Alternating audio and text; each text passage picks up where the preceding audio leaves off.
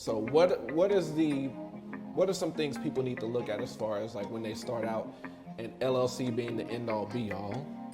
Because I know there's multiple variants within the LLC. You got single member, multi member, those kinds. So just go into that. Exactly. So, gosh, it's such a clicky little topic. So my thing would be, and I'm prefacing this with this: make sure before you even approach this yourself, get yourself an accountant, tax preparer, CPA who understands the tax ramifications of this, because this is really a taxing deal as well as it is a legal structure.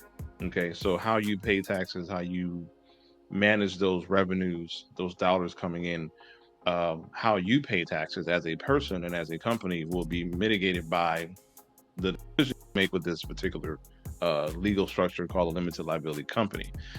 Now, and I want to say, gosh, this is about 5 or 6 years ago, if I'm not mistaken, and this is coming from the IRS. They started getting really stringent on these single member LLCs.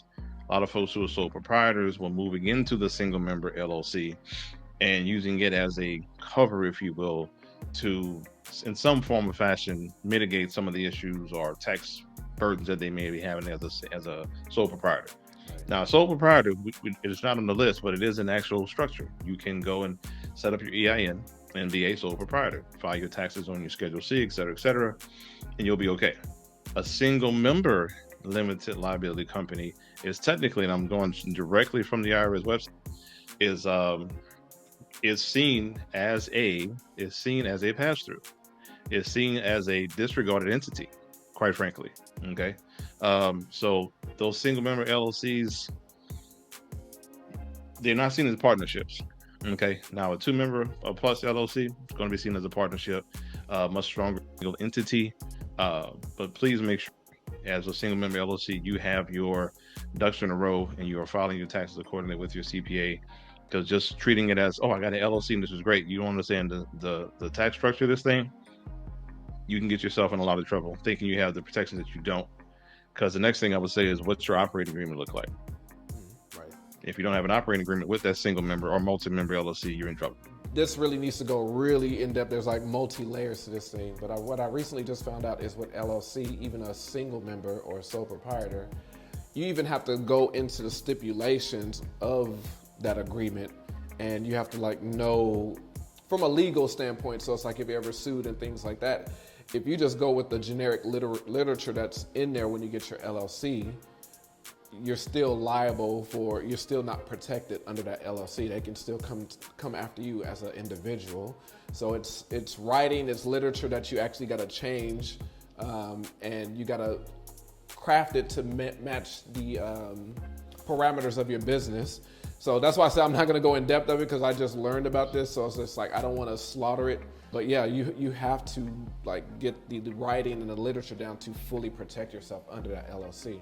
Yeah, you don't want to breach, because again, an LLC is an entity created by state statute, first of all, and depending on the elections that you make, you're going to be the managing member, 100% owner, et cetera, of that limited liability company, and you can a domestic LLC at least is considered a disregarded entity if it's one member only.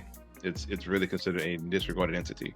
So if you're going to be a one member LLC, understanding the scrutiny thereof, understanding how your operating agreement is, you don't want to be non-compliant in how you're moving, because they can easily pierce that corporate veil and come after you personally if you're not operating accordingly.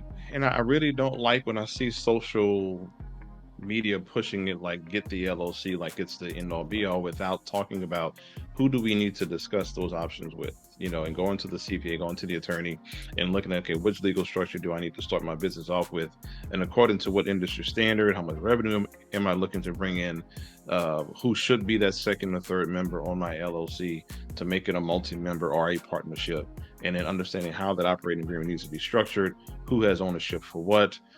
There's so many little nuances within that starting a business, you want to have those conversations out the gate before you get started. So I haven't made any money yet, coach, I'm not sure.